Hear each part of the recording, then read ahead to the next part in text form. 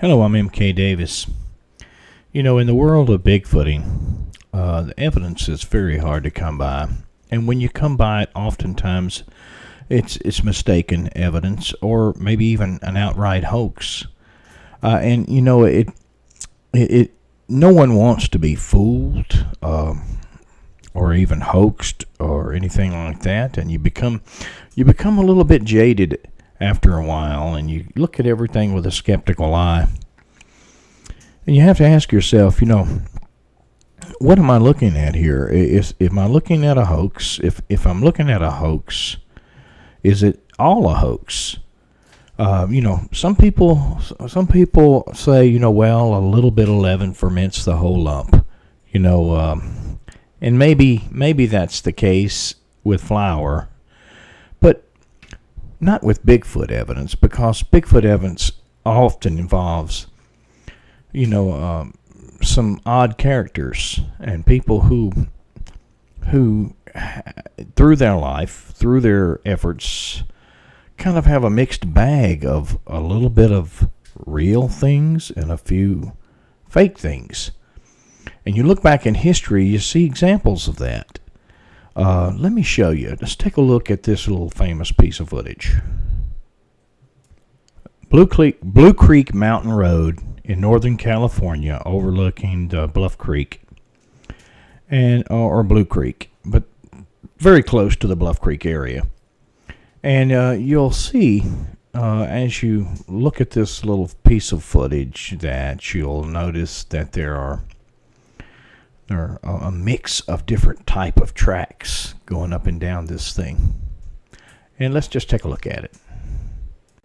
Okay, here we go. And you see how dusty the road is. This gentleman here is kicking up a lot of dust. And he's going to just kind of stop there and examine a couple of tracks. And you're going to see some odd things about these tracks. Let's just take a look. As you can see, the two tracks in front of the man, they're not the same size. The one on the left is all blocky looking and kind of a flat bottom on it. And the one on the right is a much smaller track. Let's take a look at it again. Let's take a look at the still shot. So here you see it. You can see that the one on the left is not a match for the one on the right. And they say, well, that's just two different Sasquatch. But no, it's more than the fact that it's the size. It's the way it looks, and you find out later on that there were people down there hoaxing tracks. So what do you have here? What are you looking at? Is this all hoaxed? Are these people that were down there searching for Sasquatch wasting their time entirely? Well, it ends up, no, they weren't. It was indeed a mixed bag. And let me just tell you a little bit about it. The logging companies that were taking these millions of dollars worth of old growth timber out of there were having problems with their labor. And a lot of the labor down there was Native American. Excuse me. And the fact that these tracks kept showing up down there was very disturbing to some of the people down there, and they didn't want to stay there and work under those conditions. And so the logging company tried several things to rectify that situation, and one of the things that they tried was they got some guys with wooden feet, and they would strap on these wooden feet, and then they would pull them with a pickup truck with a rope, and so that they would have these huge strides, and then they would go down alongside these other tracks in and among them and leave those wooden footprints, and then they would all get a belly laugh and say, well, we did it, we were just pranking y'all, and let's go back to work. And that's sort of what you were looking at there. If you didn't know what was going on, maybe you might get fooled, but I doubt these seasoned researchers were fooled by the wooden ones. They were looking for what made those smaller ones. And there was about 7 of them, I think, with 3 of them making it down into the creek bed in Bluff Creek, and later on made history. But it's you gotta kind of know the circumstances around what these logging companies were trying to get done, and it was after a while even that didn't work, so they resorted to other things like this right here. So let's just take another look at some of these long trackways. Yeah, so here you go. You see the blocky looking feet. I mean, they're just not real. And these guys, see how long the stride is. See the pickup truck tracks right there beside them. And they did this. And so in and amongst the real tracks were the fake ones, or vice versa, however you want to look at it. And up until the point where this quit working, and I think what caused it to quit working was that the people who were working down there, their employees, actually saw the Sasquatch. So that no longer worked after that, so they had to resort to the other, which is a whole nother story. But, and so is born legends. You see these long lines of tracks right here on Blue Creek Mountain Road. They're all in a line. They're not the typical side-by-side tracks like you see people make. And so people say, well, that's a trait of Sasquatch. Sasquatch does that. Humans can't do that. But if you've been around long enough, you recognize or realize that they most certainly can, that human beings vary greatly. So let's just take a look and see. Here's a famous picture. Take a look at it. This is called Footprints in the Sand, and it's. I took this picture at a neighbor's house. He has that on his wall, and there's a little, I think it's a prayer or either a poem of some kind about the solitary human, walking along a beach by himself, reflecting on nature and God. But take a look at the prints. These prints are not side by side. They're not angled. They're in a straight line, like they say only a Sasquatch does. But it's not a Sasquatch that made these prints. And if you look at the very bottom one, where you can see down into the print, you see a mid-tarsal break, a pronounced mid-tarsal break by this individual walking in the beach. So you wonder, what are the facts? What is real when it comes to Bigfoot or Sasquatch? Well, I'll show you what's real. Let's take a look. Well, this is real. Take a look at this. Now, this is, the scene, the panorama of the Patterson film. And that's Patty, taken directly off the Patterson film. But she walks by Jim McLaren, who this assemblage of photos was done sometime later, but you can see and compare the size, and you can see that this is clearly not in the size range for a human being, even when as tall as Mr. McLaren, who is 6'5" there in his boots. Take a look at this right here. Look at the size comparison in the zoom. It'll do it in a minute.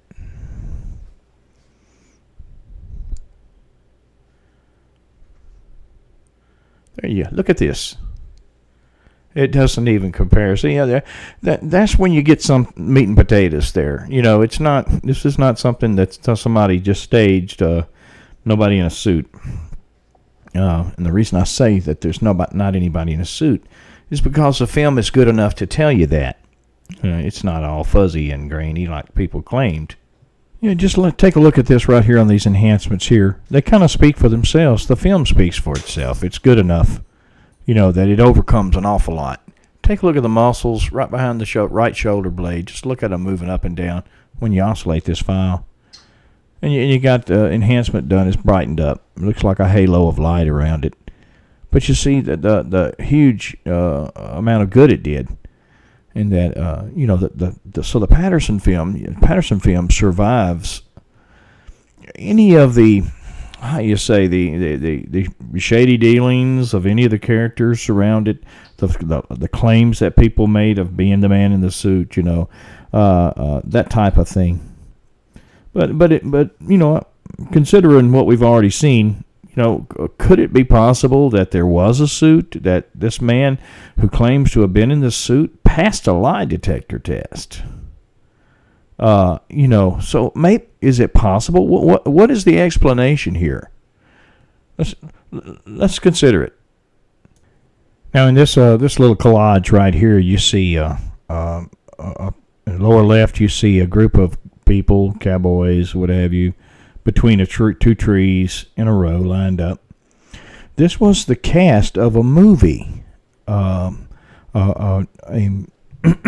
This was a movie for entertainment value. It was a commercial endeavor that Roger Patterson had going on, and prior to him getting his film of the Sasquatch.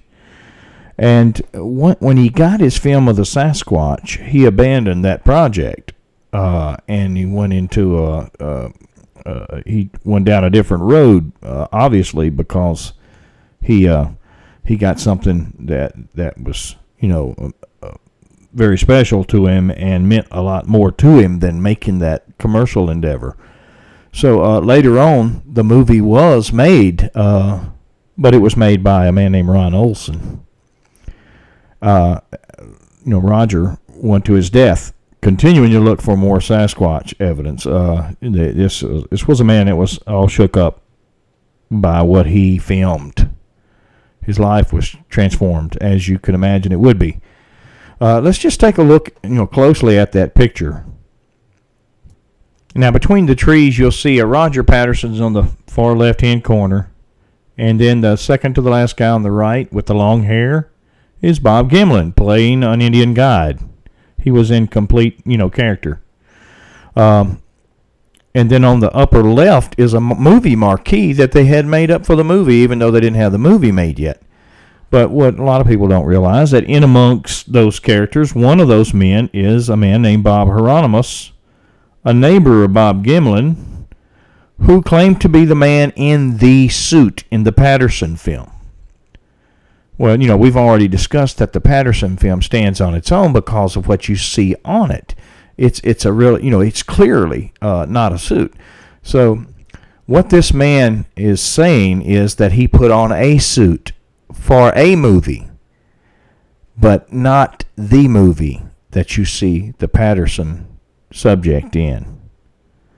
He was a part of the commercial endeavor that Roger Patterson was going to make and had partially filmed when he got his real film. And he was not paid for it because the commercial endeavor never happened until later on, when another man took up that script and finished the movie, and it became a pretty good seller. But it didn't involve Roger then, So this man likely did wear a suit, and that's why he was able to pass a lie detector test. But he made the statement, in an interview, that the sand was white at Bluff Creek, and there's not any white sand at Bluff Creek. It's not even light colored. It's dark blue to black. So I knew when he said that he'd never been there. But maybe he thought in his own mind that he wore the suit that was in that film, and that somehow that film was the film that Roger had filmed him for. But no, it wasn't. Roger had filmed him for the commercial endeavor, and that's why you see them all lined up between the two trees with Bob Gimlin in full character. There's explanations for things, but you don't throw out the baby with the bathwater. You don't say because Roger Patterson filmed a person in a suit that therefore Patty must be that person in the suit. You've got to take each bit of evidence for its own worth, its own merit, and it may be more difficult that way. It is a terribly convenient thing to say all Bigfoot evidence is either a hoax or a misidentification, because you're going to be right most of the time. But the subject is important enough, And because the Patterson film exists, and some other key pieces of evidence, that you keep trying for that 1%, that is unexplained, that may point you the way to an explanation. And if in the process you get hoaxed, you see why. I mean, even the people who have produced really good evidence sometimes will mix it with some other stuff. And for whatever reason, because people succumb to the temptation to do that when they can't get Bigfoot on demand. They had a Bigfoot event in their life, and they want to share it, and they can't because they don't have but a footprint cast or just a story to tell. And so they succumb.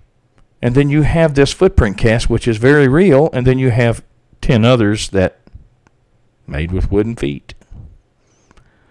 Do you throw the real one away? Not if you know it's real. Because it's too hard to come by. So you get better. You get better at identifying things. Patterson film is real. Bob Hieronymus in a suit is not. But that's not Bob Hieronymus in a suit in the Patterson film. So, I thank you for your time.